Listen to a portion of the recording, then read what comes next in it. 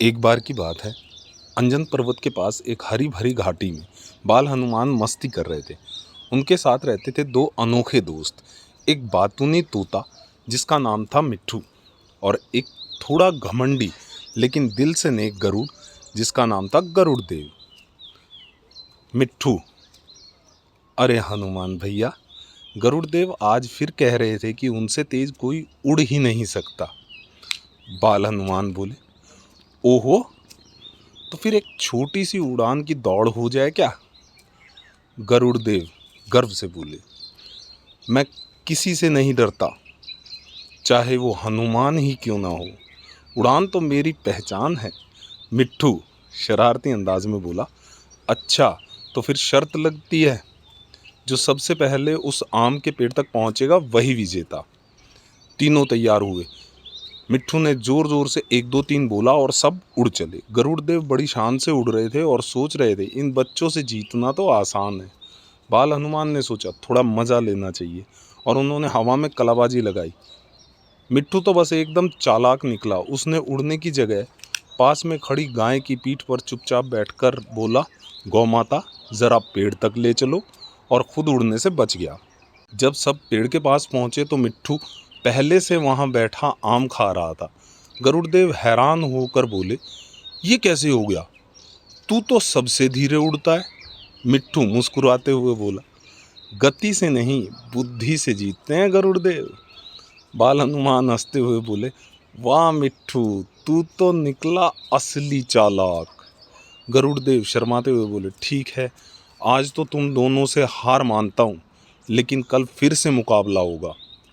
तीनों जोर से हंस पड़े और पेड़ के नीचे बैठकर आम खाने लगे। बाल हनुमान ने कहा, दोस्ती में हार जीत नहीं होती, सिर्फ मस्ती होती है। एक दिन मस्ती करते करते बाल हनुमान, मिट्ठू तोता और गरुड़ देव दूर जंगल की ओर निकल गए। वहाँ उन्होंने सुना कि एक राक्षस गाँव वालों को डरा रहा है। उसका नाम था भोकालासुर, जो दूसरों को डराकर हंसता था। भोकालासुर जोर से चिल्लाया, जो मुझे हंसाए उसे छोड़ दूंगा, नहीं तो सबको बना दूंगा मूर्खों का गुलाम।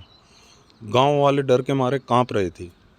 मिट्ठू, अरे भैया, इससे तो मैं ही निपटता हूँ, मेरी मज़ेदार आवाज़ से कोई भी हंस सकता है।